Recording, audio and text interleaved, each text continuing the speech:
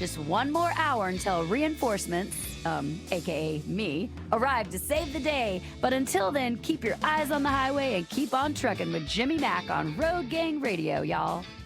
Hey, Gorgeous George is in the house. The only Gorgeous George. Courtney George, of course, the Director of Transportation and Industry Relations for Wreaths Across America. And Courtney, by the way, we may have got something that's going to stick with you because we decided to call Bridget Blitch. I was always so terrified of making a mistake for one of our legal analysts with a name like Blitch at the end. I kept saying, I'm going to screw this up, and it's going to be a really bad scene that I actually invented BB Legal for her. Not that we'd ever screw up the gorgeous name of Courtney George, but I think Gorgeous George is kind of appropriate and perfect. Good morning to you, my friend. How you doing?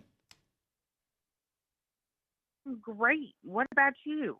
Well, we just had a great talk with our friend Josh Lovin of JJ Keller about culture. It was actually making me think of you, the culture of safety that they have that JJ Keller encourages. He used to be the safety director for one of the biggest less-than-load carriers in the country, talked about how to kind of put that in place. And so much of what you guys do, your partners, the people you work with, are people who really kind of adhere to that kind of issue, the issues of safety, and really kind of are, I guess, kind of the leaders in the field, whether it's Walmart or Tyson, all those guys that kind of do the thing. You and I this morning are going to have a conversation. And by the way, guys, if you want to talk to Courtney about driving for Wreaths Across America, Dre, let's do this together. 615-292-6366. 615-292-NEMO. Nemo in the distance, by the way. Give us a call, and Courtney would love to speak with you. Go to wreathsacrossamerica.org. Courtney, tell us what's going on and how the people who are listening right now can help. So what we're down to right now is we're down to 64 days before Wreath Day. So for me, I'm going to tell you we're kind of in a crunch time. We've got about 30 loads we're still trying to get covered. They don't all pick up in Maine. So some of them pick up in St. Louis. One of them picks up in, Jackson, Mississippi. We've got loads that are going just to a cross dock. So if you don't want anything that's too complicated, hey, pick up load, take it to a cross dock. It's, from Maine, just a one stop, either, Greensboro, North Carolina, Ridgeland, Mississippi, or into St. Louis. We've got loads that are available that you can haul and make it easy. And most importantly, don't be afraid to talk to your carrier. If you are an owner-operator, reach out to me directly. But if you work for a carrier, don't be afraid to talk to them about it, because a lot of them want to participate. They just don't know how. Yeah, and it's once you know, you know. It's one of those things that once we get you in the pipeline, once we make you a part of moving the mission forward, you understand the kind of goings and doings and how to kind of go about doing it. Courtney, one of the things that I was hoping you could do today, and like I said, there's other things I know you want to talk about, but we have a little time to breathe here.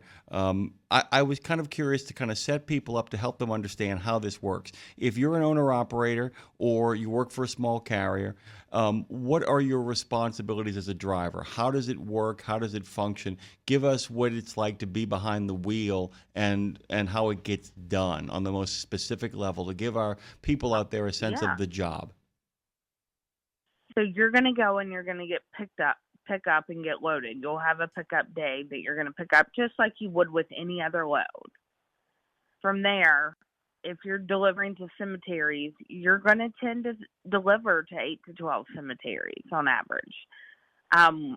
What's great about our program is that we have grown and spread so far into so many different communities. So, while I encourage, if you were with a small carrier and owner-op, that you reach out 2 to 3 days in advance and let them know what day and roughly a window of time that you were going to deliver. And so when you get loaded, you're going to call your first stop and say, I'm leaving at this time. I should be there at this time. You're giving them that rough estimate. And so that's all you're doing. When you get there, you don't physically unload the trailer. Each location coordinator has a group of volunteers that will come and unload their boxes. All I ask you to do is basically kind of be like in management, like you're managing any other load. You're watching them. If the bill of lading says you're taking 45 boxes off, you count 45 boxes. And when you get to 45 boxes, don't let any more come off the truck.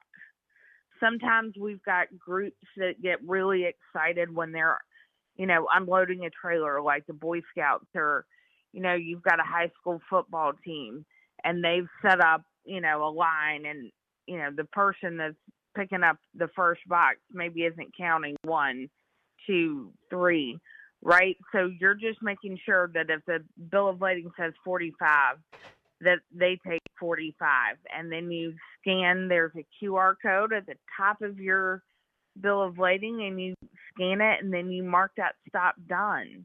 And then when you're done and you're about to head to your next stop, you're giving them a call and saying, hey, I'm on my way. I should be there, in X time. Most stops take anywhere between 30 minutes to an hour.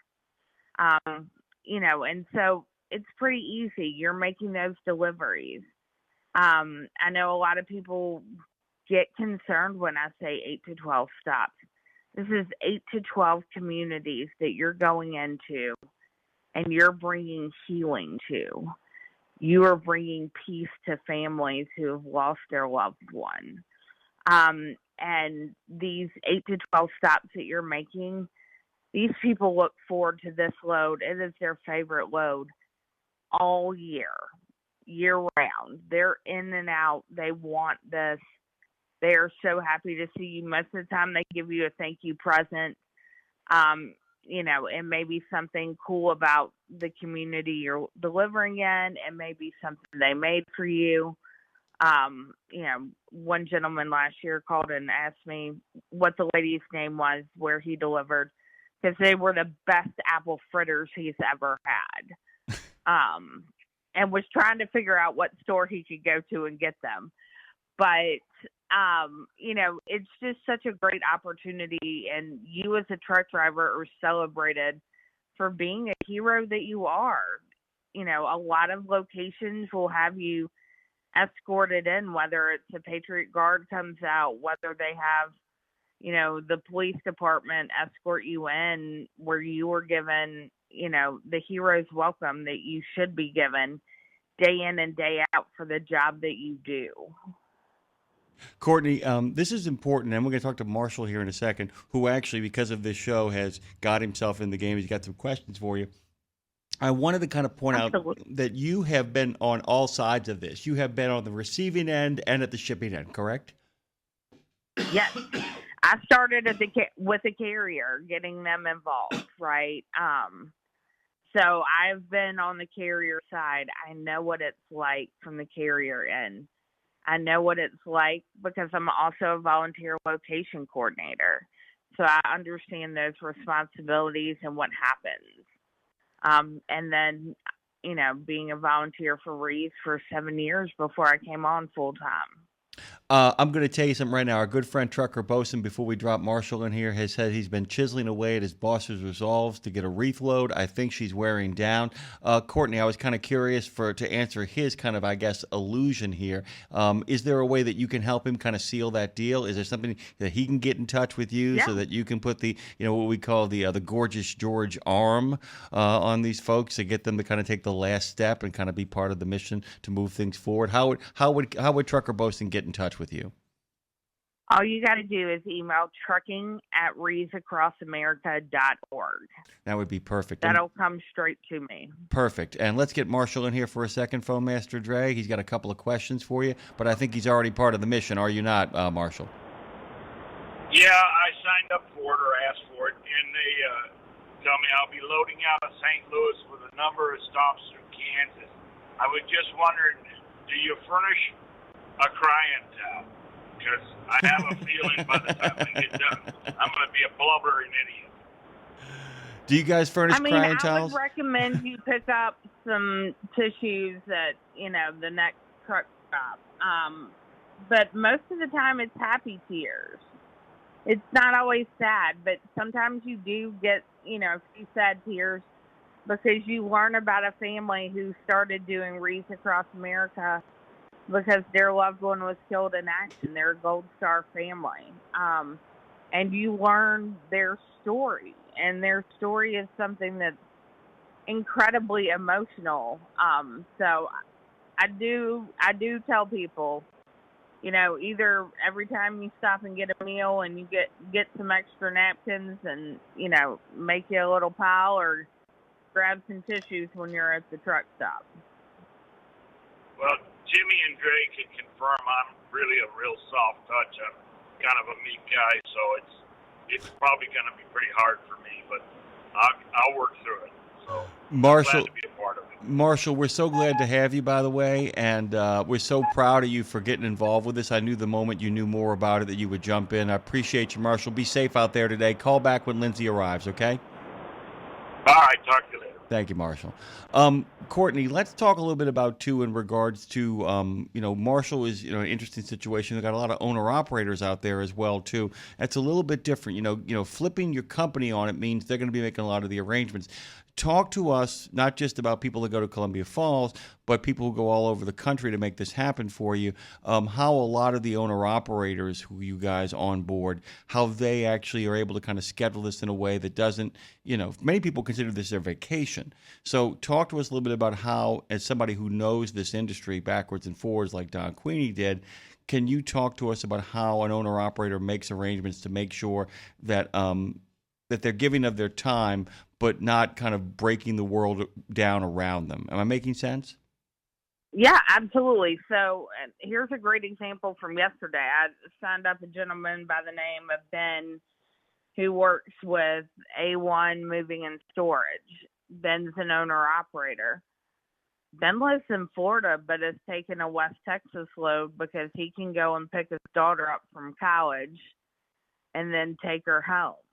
It's all about talking and us communicating and me figuring out what, by talking to you. It's no different than talking to, your dispatcher. Let me find the best load for you. Let me find out what's going to work best for you. I'm fully committed to finding a way for every single person who wants to participate, especially as an owner-operator, to be able to participate. You don't have to pick up in Maine. Like Marshall mentioned, he's picking up in St. Louis. We've got those cross docks across the country because I realize that nobody wants to go from Maine to California anymore. Long gone are those days, but we have loads that can kind of work and fit with your schedule. And if I've got to make or shift a load a little bit, to help you, then that's my job to do that and make it work for you. Well, that's a big thing too, is the fact that it's like, the reason why it's good to get on top of this now, especially from an owner operator or a small business kind of standpoint, is that you guys do everything you can to make sure this is as economically viable for the people who are doing it, in the sense that they're able to kind of, make sure they're hitting their bottom line as a kind of a buffer around this event itself. But the sooner people sign up for this, the sooner you can start helping make those arrangements, correct? Absolutely. The sooner people sign up for this and reach out, the sooner that I can start making those arrangements, and it allows me more time to plan. If I have to throw something together last minute, it always kind of feels like it got thrown together last minute. If you give me this time to plan, or we're at 64 days from Wreath Day, I have time to plan and make adjustments. Versus if people are picking up loads, I don't have as much flexibility as I would normally have. Yeah, and by the way, everybody's not going to be as lucky as Steve from Ashley Furniture and get a chance to not only pick up a load at the last second, but also have some prime rib with the guys from Tyson Chicken at the driver's lounge. That doesn't always play out like that. So the sooner you kind of jump in and figure out if you can do this, the sooner arrangements can be made to make sure that you profit, not that you profit emotionally from doing Wreaths Across America, but also so that you're kind of getting, one of my favorite stories is, our good friend Danny would always kind of plan a way to kind of work out his loads to get as close as possible to Columbia Falls, finish up the work, and then have the space open to come up to Columbia Falls and then drop the Wreaths off and then return back to work. But that only happens when you get ahead of this. Right now is kind of the window to make sure that you can do this in a way that doesn't set you back, but actually sets you forward and kind of keeps you moving forward, correct? Absolutely. I couldn't say it any better, this year. And you ended that with keep moving forward. And I think that that's something really important to bring up. When I heard this year's motto, which was Captain Byers' last command, it applied to the trucking industry so much. This was a motto that was made for us, that we keep moving forward. Each and every driver out there is moving forward. We're trying to get to a goal, and this is something that happens solely because of the trucking industry. By the way, I also want to tell you, if you guys can flip your carrier, if you can get them on board like our good friend Trucker Bosun is trying to do, there will be a lot of bells and whistles and a lot of ballyhoo around that too.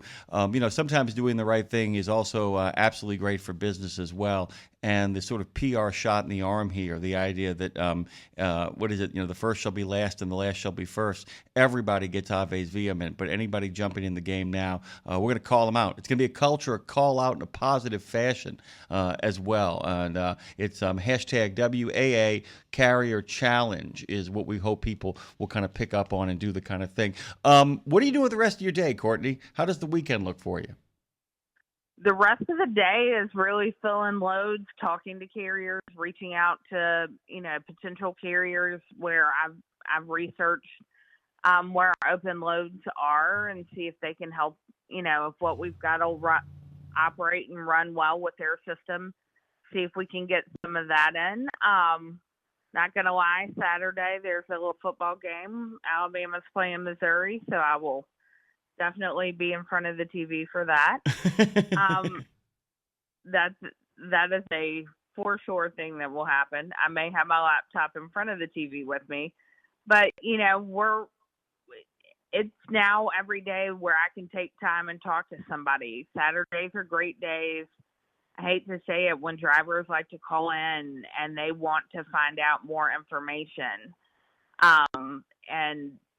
So that's the day that I take phone calls and, answer questions and reach out to people because it's a little bit slower, and make sure that they get to feel, you're not rushed. You're not a number at Wreaths Across America. You're somebody that we care about. And that culture of care and family that we have is something that is very near and dear to me, very near and dear to my heart, and the culture that I, have wanted to see in trucking for 20 years. Yeah, and I want to really point out here, and it bears repeating, even though most of you know this. This is not somebody who came from some other, aspect of the economy and has kind of onboarded herself into this. This is somebody with a great deal of trucking logistics experience, who's been on all sides of the equation. So that when you do talk to the people who run your carrier, who run your company, or you're sitting down with your partners and figuring out the bottom line as an OO or an independent contractor, this is somebody who actually knows the industry. This is somebody who can actually sit down and talk the linguistics of this whole situation, kind of dig in deep and help you figure out how to make this work for you. But if you're going to make this work for you, I know December seems like a long time off, but it is October the 9th as of today. And Wreaths Across America doesn't happen after Christmas. It happens in the second week of December. And actually, it doesn't. It actually begins the weekend before that, is when the real action starts rolling and rumbling and bumbling all over the country. So jump in, by the way. Courtney, give them all the socials one more time before we have to shuffle off this radio coil and get back to the news that's affecting this country. But tell people how they can get in touch one more time. Really easy to get in touch with me. Email trucking@wreathsacrossamerica.org. You can find us on Facebook. You can find us on Twitter. If you are a driver or work for a trucking company, we have a trucking-specific Facebook called Moving the Mission. So find us on social. Look at us. Our TikTok is mostly trucking related. So we're on all the social medias, but trucking at wreathsacrossamerica.org is the easiest and fastest way to get in touch with me.